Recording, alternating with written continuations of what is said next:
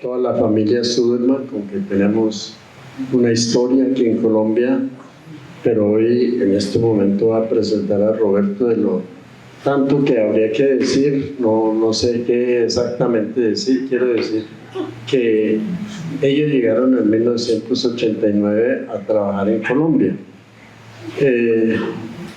Recuerdo que estábamos, creo que en mi oficina, yo era secretario ejecutivo en ese entonces, allá en el donde ahora es el seminario, y resulta que él venía a enseñar en el seminario presbiteriano, que era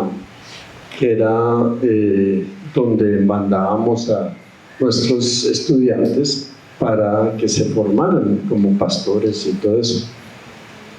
Sin embargo, cuando él llegó, más o menos en esos días, el seminario presbiteriano nos había dicho: nos vamos para Barranquilla. Entonces, donde llegó ahí como en el aire, ¿no es cierto? Entonces estábamos ahí con Roberto, le dije: bueno, Roberto, hay que comenzar el seminario menonita aquí en Colombia. ¿Y cómo se llama? ¿Cómo lo vamos a llamar? Dijimos: bueno, el Seminario Bíblico Menonita de Colombia. Y él, como buen deportista, se quedó y hizo eso. Él no esperaba comenzar ningún seminario ni estar encargado de eso. Entonces, y además venía también y comenzó Clara, que era el Centro Latinoamericano de Recursos Anabautistas, que existió por un rato, hay libros que publicó eso. Bueno, cuando llegó la familia Suderman, era justo en el tiempo de Pablo Escobar, y Pablo Escobar presionando aquí en Bogotá ya para las políticas que él quería, y ellos vivían en Chapinero. Entonces cada rato reventaban bombas, pero grandes. Creo que fue en esa época cuando reventó la del DAS, ¿no es cierto? Sí, era terrible. Pero bueno, tampoco se asustaron bueno, sí se asustaron, pero no se fueron. Sí. Entonces, hay muchas cosas que podría decir de él, pero él es también nuestro mentor de muchas personas aquí, o por lo menos de varias, porque han ido pasando los años. Y yo agradezco personalmente mucho a Roberto y su aporte a mi formación bíblica y espiritual, y también yo sé que hay otras personas que pueden dar testimonio de ello. Entonces, no quiero tomar más tiempo porque realmente la conferencia la da él. Entonces, Roberto, pase aquí y lo vamos conociendo. Bueno, nos sentimos muy emocionados de estar otra vez entre ustedes. Muchas gracias por la invitación. Hay rostros de antes acá, por no decir antiguos o viejos.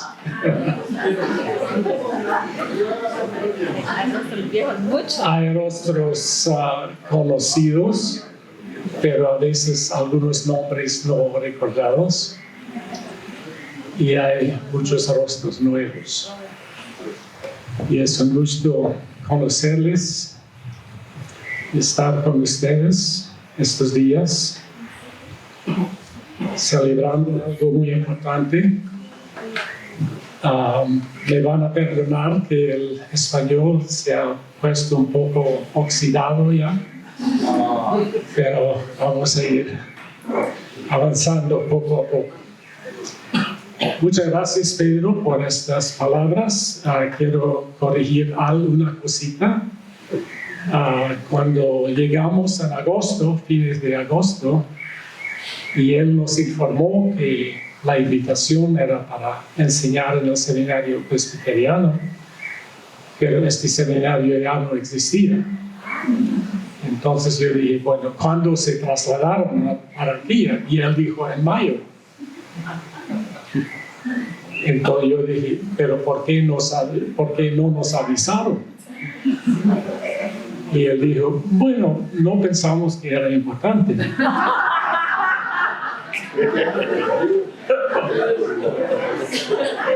Pensamos que era un pequeño detalle. Un pequeñito detalle, un pequeñito. Pero fue rico entonces trabajar aquí con líderes de la iglesia para visualizar y comenzar a cómo organizar esta nueva etapa. Ahí está Alex, por ejemplo. Él fue muy importante en eso, y Juvenal también, y había muchos otros. Entonces, muchas gracias. Eso, yo me pongo aquí no porque quiero un púlpito alto, sino porque mis lentes me sirven más aquí que aquí. Entonces, me van a escuchar así. Bueno, en primer lugar, muchos saludos. En primer lugar, saludos de la Iglesia Menonita de Canadá, a través de Jeanette Hansen, que ha estado entre ustedes, y tal vez más importante, a través de Isaías Rodríguez de Ibagué. Isaías ya ha sido nombrado como coordinador para la Iglesia Menonita Canadiense, coordinador de asuntos en América Latina.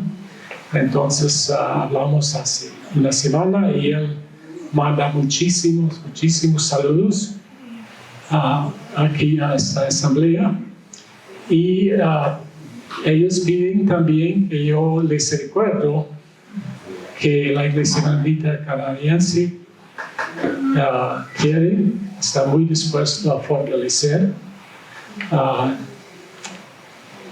la relación con Colombia, a pensar creativamente para cómo hacerlo, y que manda muchos saludos y bendiciones para ustedes. En segundo lugar, saludos también de nuestra congregación. Nosotros vivimos en Ontario, Canadá, cerca de Toronto, en una ciudad que se llama Kitchener. Y allí en nuestra congregación, allí tenemos la presencia de la iglesia colombiana, de ustedes. Por ejemplo, Noé y Araminta, Noé González y Araminta, están con nosotros allá en nuestra congregación, con su familia. Felipe y su esposa Erin también están allá trabajando y ayudando. También tenemos a Romualdo Carrillo, que antes era asistente mío aquí en el Seminario Bíblico Menonita de Colombia. Él hizo toda la cuestión de computadores y todo eso. Adriana Gálvez también está ahí en nuestra congregación. Y hay muchos colombianos más. Algunos nombres ni siquiera sé. Yo sé que hay Samuel y Vanessa Escobar. Ellos pasaron un ratito por Teusaquillo, yo creo, no mucho tiempo. Y hay muchos colombianos más. Entonces ellos también mandan muchos saludos a todos ustedes. Después de la invitación del grupo ministerial, gracias. Estaba pensando, bueno, ¿qué puede uno hacer con la cuestión de anabautismo 500 años? Y yo decidí hacerlo muy sencillo. Entonces, para muchos de ustedes, todo lo que yo voy a decir, ustedes ya saben. Para otros, tal vez, van a tener una perspectiva un poquito diferente, no sé. Y para otros tal vez será nuevo. Pero esperamos que eso puede ser también un repaso para los que ya sabemos la historia bien. Entonces yo propongo 3 pilares, 3 cosas centrales que los anabautistas, ellos no inventaron estas cosas, pero ellos renovaron o tal vez pusieron otra perspectiva en estas 3 cosas, y eso es lo que celebramos. Y esos son, primero, la relectura o el redescubrimiento de la Biblia. Eso queremos tratar en esta primera sesión. En segundo lugar, una nueva visión en cuanto a Jesús. ¿Quién es Jesús y por qué seguirle como Señor? Y en tercer lugar, una nueva, bueno, no totalmente nuevo, pero una renovación del concepto de la iglesia. Entonces, la Biblia, Jesús y la iglesia. Y por eso, gracias por esta lectura de esta mañana, porque realmente este capítulo hace exactamente lo que yo quiero hacer. Dice la lectura que más o menos estas tres cosas es la misma cosa. La palabra o el verbo de Dios se hizo carne en Jesús. Jesús se hizo carne en nosotros, en la comunidad. Entonces allí hay una trinidad, si quieren: palabra, verbo, Jesús, comunidad, que es inquebrantable, es inseparable.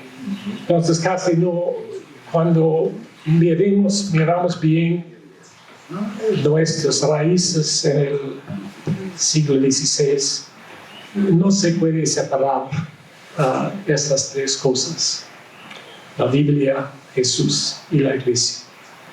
Y eso es lo que hace este primer capítulo de Juan, que nos une estas dos cosas.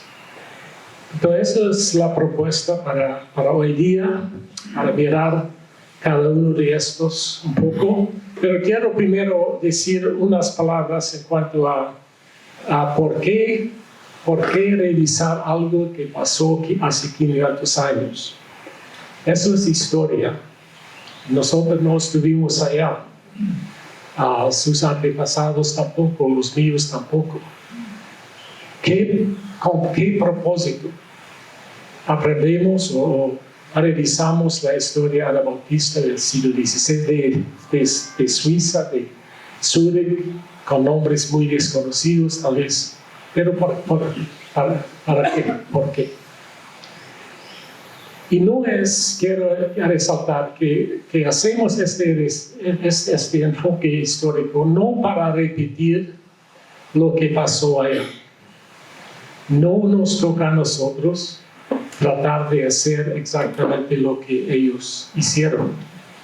Tampoco nos toca creer exactamente lo que ellos creían.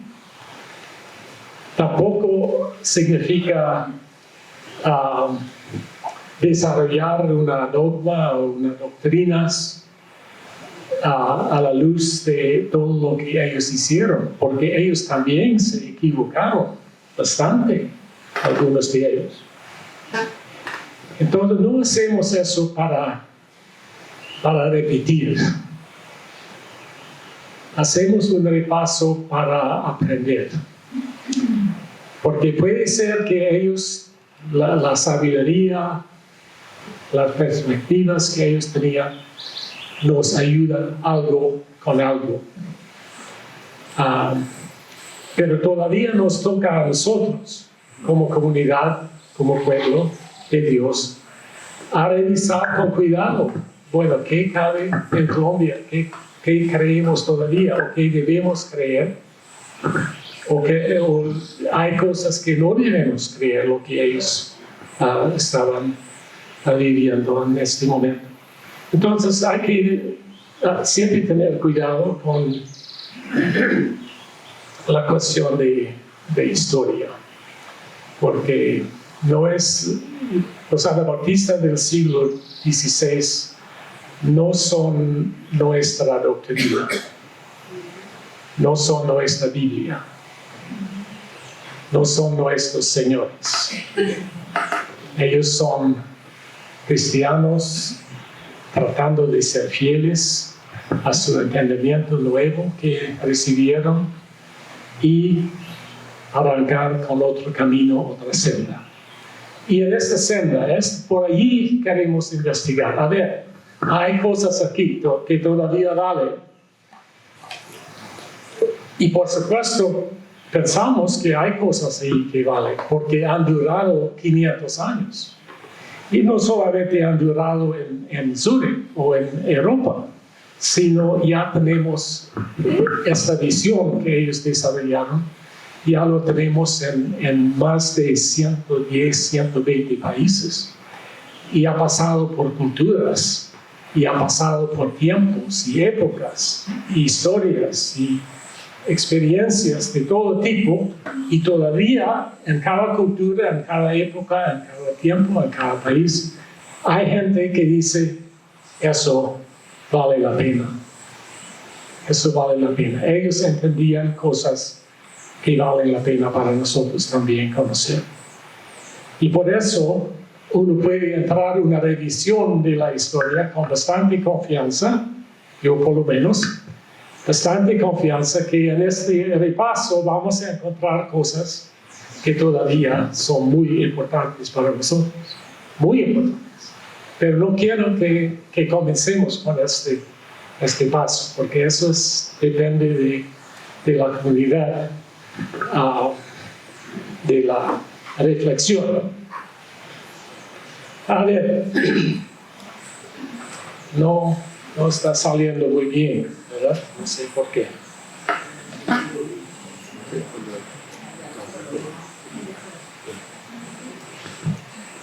Entonces, comenzamos ahora, aunque Pedro dice que hay que terminar a las 11:45.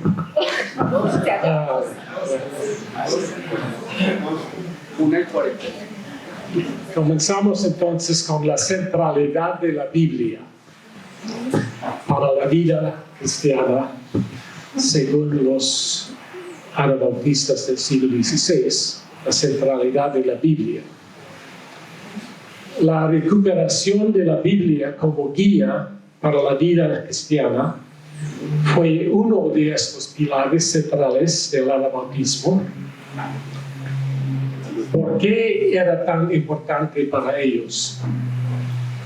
Era importante porque durante los siglos la Biblia no había sido central en sus vidas como miembros de la iglesia. Aunque haber dicho eso, hay que modificar eso un poquito y quiero explicar por eso. La jerarquía católica en el siglo XVI y antes había entendido que los fundamentos de la doctrina, las dogmas, la liturgia, los credos, los sacramentos, que ellos habían desarrollado todo este proceso fundado sobre la Biblia. Entonces, no es que la Biblia no fue utilizada antes. Claro que sí, fue muy importante para la iglesia. Y habían fundado todo un sistema de credo, liturgia, doctrina, dogma, todo eso, hermenéutica incluso. Y ellos, la jerarquía, entendió que fue su responsabilidad pasar estos entendimientos al pueblo. Y el pueblo en este entonces muchas veces era analfabeto y no pudo leer. Entonces ellos inventaron o desarrollaron maneras de transmitir las verdades importantes de la Biblia a su gente, a su pueblo. Entonces, no es verdad que la Biblia no había sido importante para los anabautistas. Claro que sí. Ellos cada día habían experimentado algo de este esfuerzo pedagógico de su propia iglesia. Ellos fueron supuestamente los beneficiarios de los esfuerzos de la Iglesia Católica.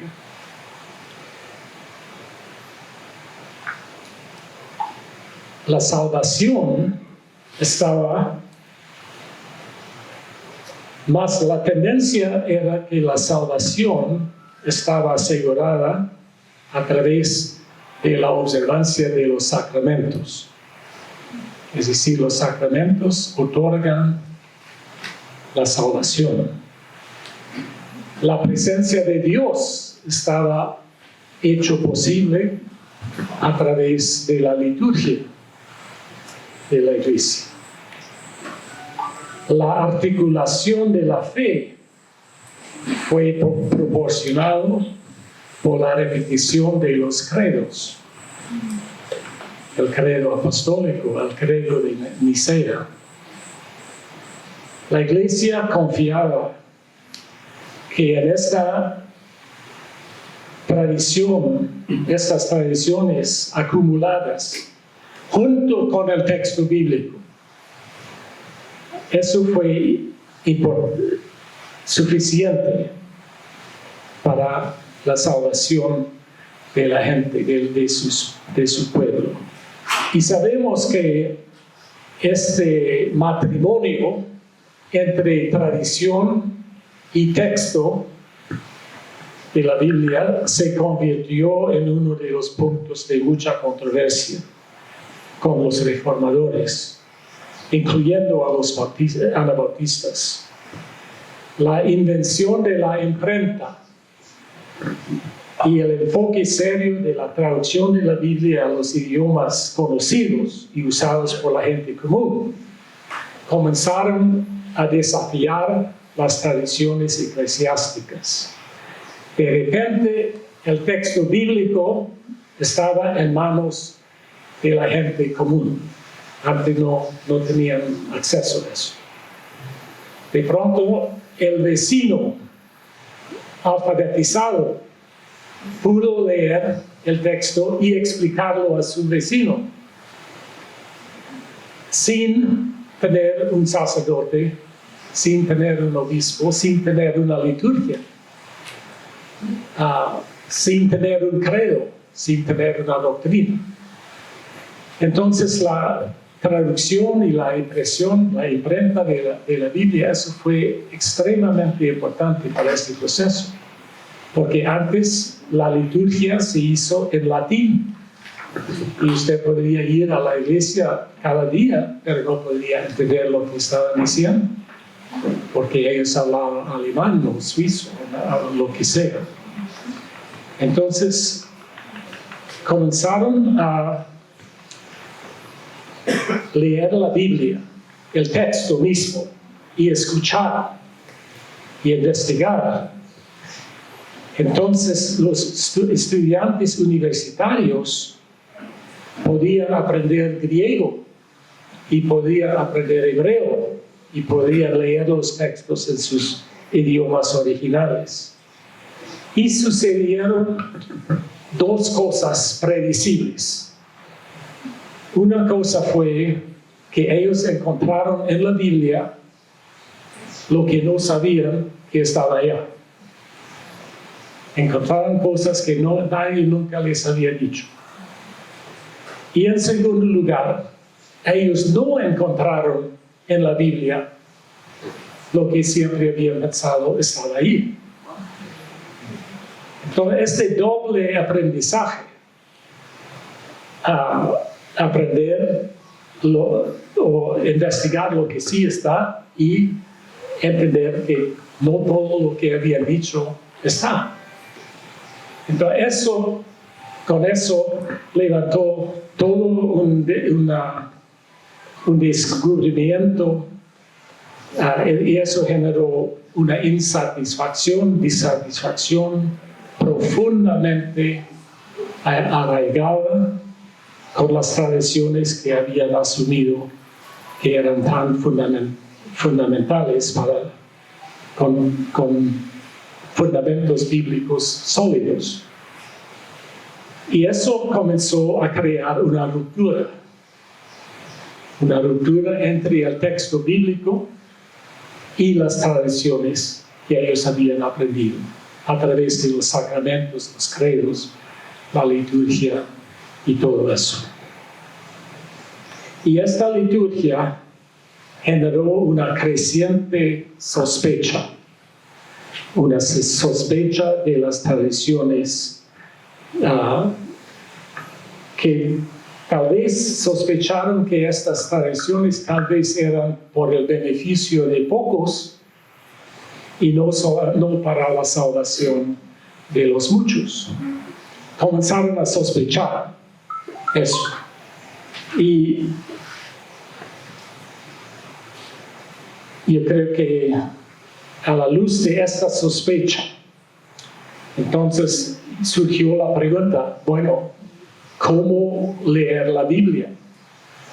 Porque esta pregunta antes no se había hecho mucho, porque la jerarquía había entregado la hermenéutica, la interpretación correcta para leer la Biblia, pero una vez que cada uno comenzó a leerla por su propia cuenta, entonces surge la pregunta, ¿cómo leer la Biblia?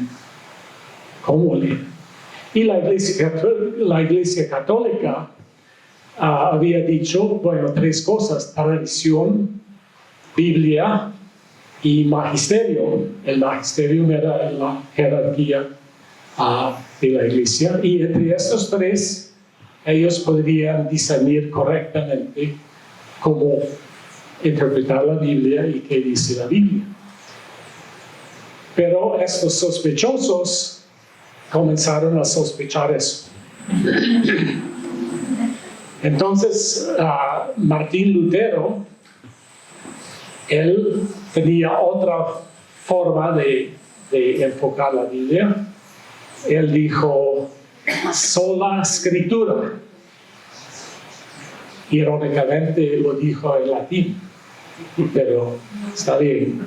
Sola escritura, solamente la escritura, no la tradición, no el magisterio, Biblia y nosotros. Eso fue la respuesta de Lutero.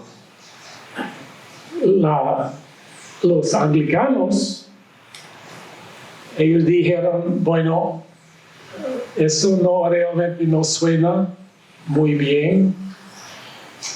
Entonces ellos salieron con la doctrina o la sugerencia que dijo prima escritura, no sola escritura, prima, que significa, entre otras cosas, la escritura es la más importante, pero no es la única cosa, pero es la prioridad. Eso fue un poco distinto, ¿verdad? No sola, prima. Biblia, tradición y el razonamiento humano, que podemos pensar profundamente sobre eso con base en nuestra propia experiencia, a ver cómo sale con eso. Los anabautistas aceptaron en principio la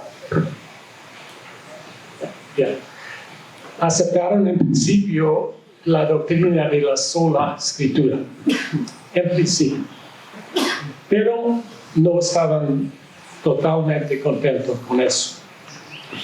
Lo hicieron con cierta vacilación y lo hicieron con cierta reserva. Y dijeron, sí, pero. Sí, tal vez, pero.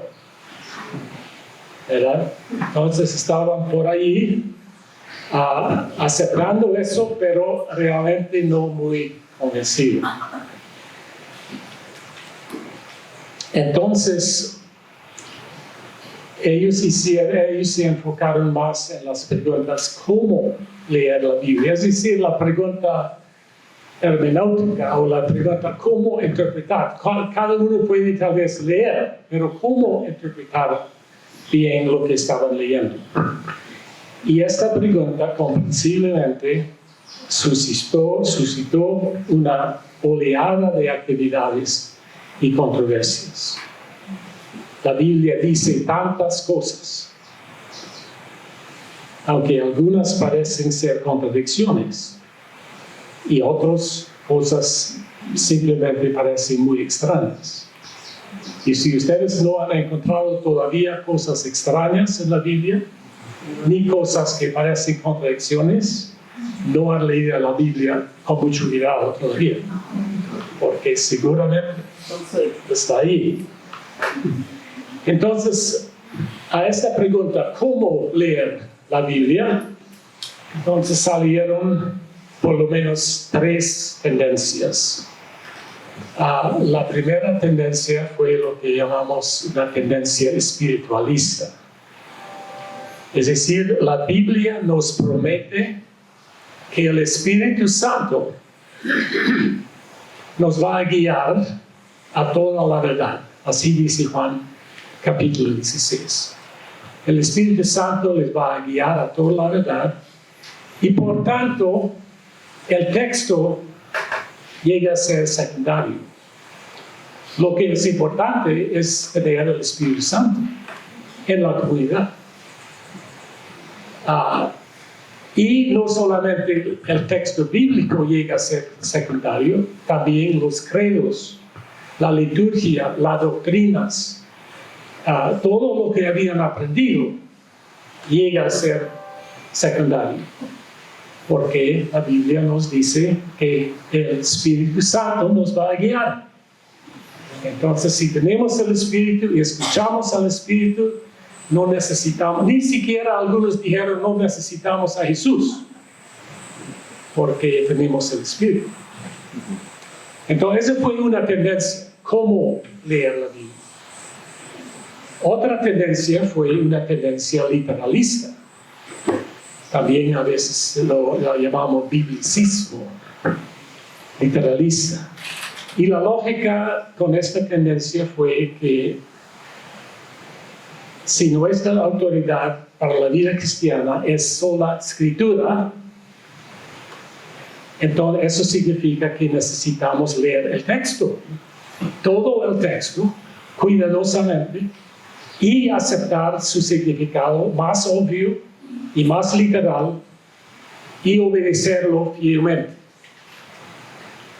Eso es otra tendencia, pero ustedes ya saben que eso también tiene sus problemas, porque hay muchas cosas en la Biblia que no queremos y debemos obedecer literalmente. Eso tiene su debilidad. Y había una tercera, más conocida tendencia, que la tendencia alegórica. Y el uso de la alegoría no era una práctica nueva, fue la tradición dominante de la Iglesia, transmitida a través de los siglos.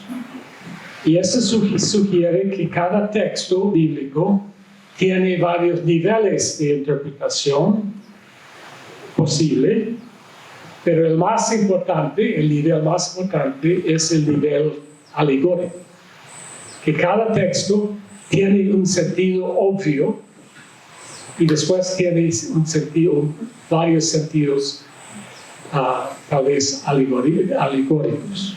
Y es este sentido alegórico que era lo más importante. No lo que dice literalmente, sino lo que está detrás y por debajo de las palabras. Los anabautistas también lucharon con esta cuestión, cómo leer la Biblia. Y estaban convencidos de que era importante y fundamental hacerlo. Pero no estaban de acuerdo entre sí sobre cómo hacerlo. Y había otros grupos que eran muy literalistas, demasiado. Y Pilgrim Markberg, por ejemplo, uno de los líderes, él pasó mucho tiempo argumentando con el grupo de Zurich, porque él dijo que ellos son demasiado literalistas, no se puede hacer eso. Entonces esas mismas tendencias surgieron también en los movimientos anabautistas. Entonces yo quiero simplemente limitarme a 2 puntos. Yo creo que son puntos novedosos, más o menos, una contribución lo que hicieron los anabautistas a este debate de cómo leer la Biblia. Un líder, Hans Denk, importante, Él dice lo siguiente, y a ver cómo les cae eso. Él dijo, yo valoro la Sagrada Escritura por encima de todos los tesoros humanos, pero no tanto como la palabra de Dios, que es viva, poderosa, eterna, y que es libre de todos los elementos de este mundo. ¿Cómo les parece esta perspectiva? Yo valoro la Escritura sobre todo, pero no tanto como la palabra de Dios. Noten lo que él está haciendo. Él está haciendo una distinción entre lo que está escrito y la palabra de Dios viva. Porque dice que la palabra es viva, es eterna y no tiene elementos de este mundo. Entonces mira cómo él está buscando un camino, una senda entre no demasiado literalista y tampoco demasiado espiritualista y tampoco alegórica. Él está buscando una senda diciendo, bueno, vamos a buscar por allí y por allá, porque ciertamente el texto literal no es suficiente para nosotros. Y el Espíritu Santo sin texto tampoco es suficiente. Hay que tener el texto. Pero hay que valorar la palabra de Dios por encima de la Escritura escrita. Bueno, ahí pueden ver que los anabautistas cómo lucharon con esta pregunta, cómo leer la Biblia. Y lo interesante es que es la misma pregunta que todavía vivimos en Colombia. Y todavía vivimos en Canadá. Exactamente estas preguntas. Y todavía no estamos de acuerdo. Por lo menos la última vez que estudié en Colombia no estaban de acuerdo. Yo creo que tampoco ahora.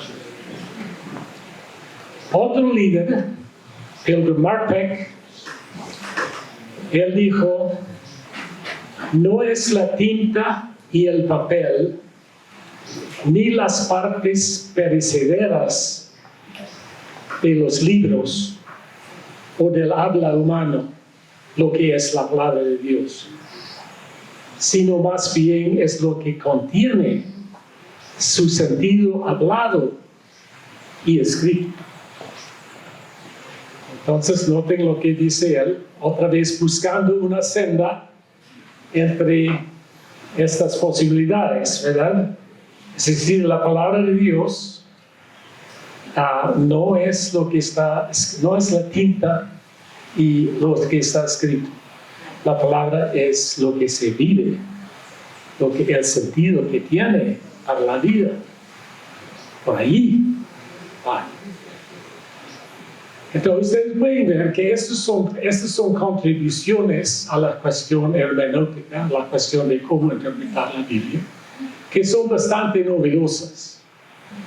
Esa es una forma de buscar, bueno, de alinearse bastante con Lutero, sola escritura, alinearse bastante con los anglicanos, prima escritura, y alinearse un poquito con los espiritualistas, que realmente lo importante no es el texto, sino la vida y el sentido de la vida. Entonces ellos lucharon con esta cuestión de redescribir. Yo quiero simplemente señalar que redescubrir la Biblia no era cosa muy fácil, porque ellos encontraron allá cosas que no sabían qué hacer con ellas. Entonces fue una lucha. No estoy seguro, pero a mí me pone nervioso estas dos respuestas. No sé de ustedes, porque notamos que la distinción entre escritura o tinta y papel, pero no es la palabra es otra cosa.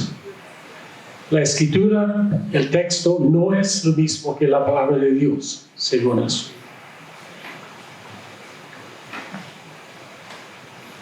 Tales afirmaciones, cuando se llevan demasiado lejos, se vuelven espiritualistas. ¿Cuál es, nos preguntamos, el fundamento de la fe, de la vida viviente, si no es la palabra escrita? ¿O cómo podemos conocer a Jesús en nuestros corazones si no conocemos al Jesús de la palabra escrita? Porque lo único que sabemos de Jesús es lo que está escrito. No tenemos otra evidencia. Bueno, casi nada. Entonces, ciertamente la única información que tenemos acerca de Jesús es la que encontramos en las escrituras escritas. ¿Cómo podemos decir que la palabra viva, es decir, Jesús, es mejor que la palabra escrita? Cuando la palabra viva es inaccesible a nosotros sin la palabra escrita. Entonces es un problema, ¿verdad? Van a notar que eso es un problema. Y los anabautistas a veces eran acusados de ser literalistas. Y estas declaraciones de Denk y de Marpe son cualquier cosa menos literalista. Eso no es literalismo. Aquí vemos una libertad con el texto que es muy rara en el siglo XVI. Es una libertad basada sobre la confianza de que en la comunidad obediente al Espíritu Santo nos ayudará a hacer las cosas bien. Podríamos decir que la tendencia hermenéutica anabautista se basa en la eclesiología. Bueno, esas son grandes palabras. ¿Cómo interpretar la Biblia correctamente? Está basado en una comunidad activa de obediencia. Sin eso no se puede hacer. Eso fue la tendencia de los anabautistas. El segundo punto que quería destacar es de Menno Simons. Eso no son palabras de Menno, eso son palabras de 1 Corintios 3:11. Pero cuando Menno Simons hizo sus escritos, él escribió mucho. Y cada vez cuando él escribió algo, él comenzó y terminó con este versículo. Entonces, nadie puede poner otro fundamento que el que ya está puesto, que es Jesucristo. Eso fue su manera de ver la Biblia también, su leer la Biblia. Entonces, si no estamos seguros por dónde ir, entonces mejor mirar a Jesús. Porque por allí tal vez vamos a encontrar alguna claridad en cuanto a la primera.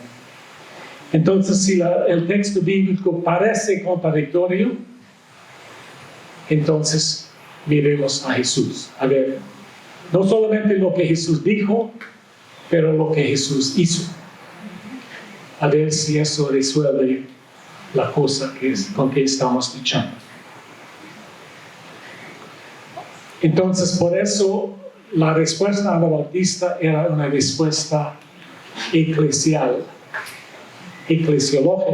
es decir, era una respuesta de la iglesia. La respuesta a esta controversia es la vida de la iglesia. Por allí encuentra uno el camino.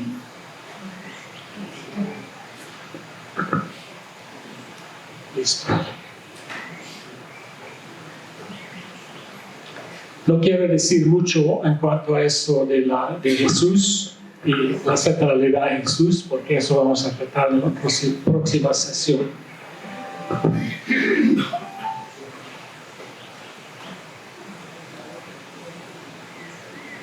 Entonces la posición de ellos fue, como yo dije antes, sí, pero. Sí, pero. Sí, aceptamos eso, pero añadiendo eso, ¿verdad? Siempre fue así. Entonces llegó a ser lo que hoy día llamamos tal vez un enfoque cristocéntrico. Un enfoque cristocéntrico tampoco permite el literalismo y tampoco permite una interpretación alegórica pura, tampoco. Y tampoco permite un espiritualismo puro.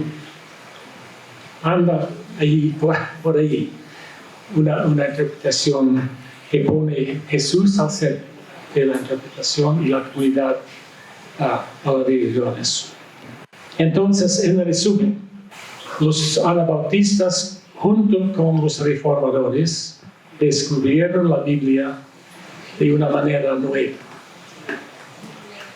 Eso les dio una nueva lente a través de la cual evaluar las tradiciones sagradas de la Iglesia.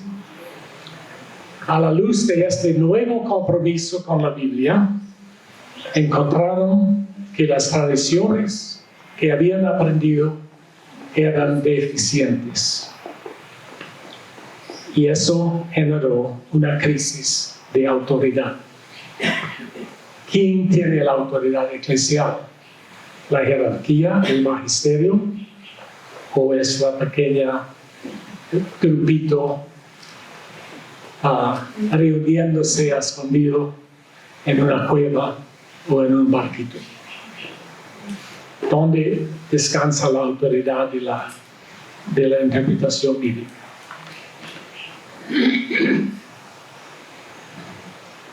¿Cuál debe tener la Biblia, la Iglesia, como prioridad verdadera de su fidelidad? Los reformadores optaron por la Biblia. Los anabautistas optaron por Jesús. Pero no Jesús sin la Biblia. Era Jesús con el texto bíblico.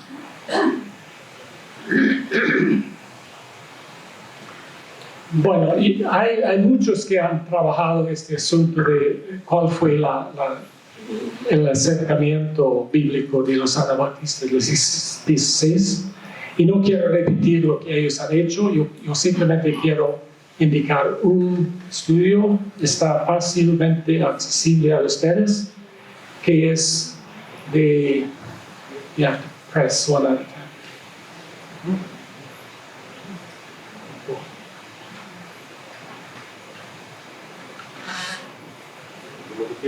Ya.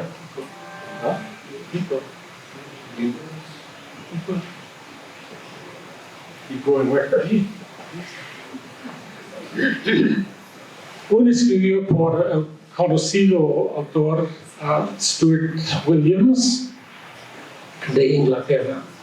Él hizo un estudio bastante profundo y simplemente voy a identificar sin hablar, sin ampliar eso. Él identifica 6 principios básicos de la hermenéutica anabautista. 1, que la Biblia se interpreta a sí misma.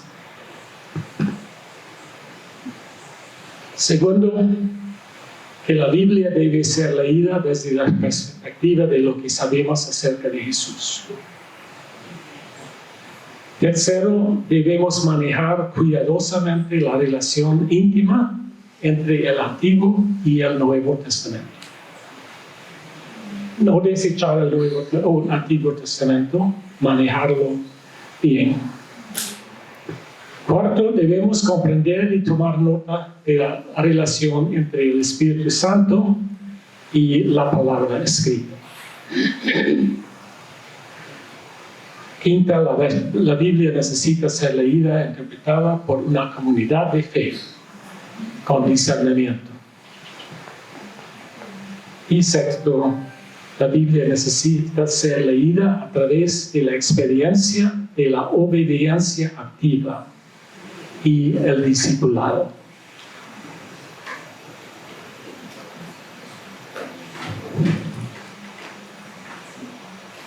Este material está disponible y ustedes pueden buscar eso más. Cada uno de estos puntos vale un curso completo por sí solo, porque cada punto aquí es muy denso y muy profundo.